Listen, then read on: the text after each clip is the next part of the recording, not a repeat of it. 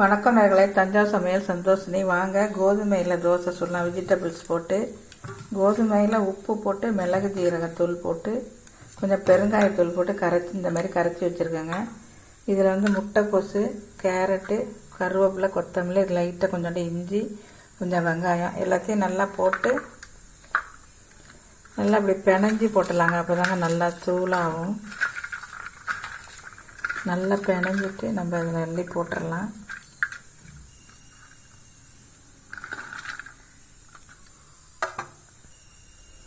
நல்லா போட்டாச்சுங்க. இப்போ நம்ம தோசை ஊற்றலாங்க. சூப்பராக இருக்கும், டேஸ்டியாக இருக்கும்.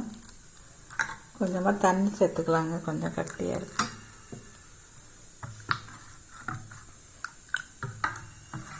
வாங்க இப்போ தோசை கல்ல நெய் போட்டு ஊற்றிடலாம். நல்லெண்ணெய் போட்டுக்கலாம், நீங்கள் நெய் வேணாலும் போட்டுக்கலாம்.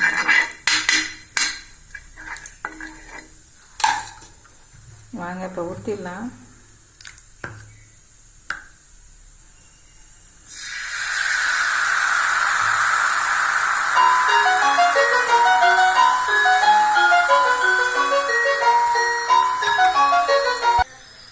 வெஜிடபிள் கோதுமை தோசை ரெடி ஆயிடுச்சுங்க. இதுமாதிரி நீங்களும் செஞ்சு பாருங்கள். இந்த வீடியோ பிடிச்சிருந்தா லைக் பண்ணுங்கள், ஷேர் பண்ணுங்கள், சப்ஸ்கிரைப் பண்ணுங்கள். வாழ்க வளமுடன்.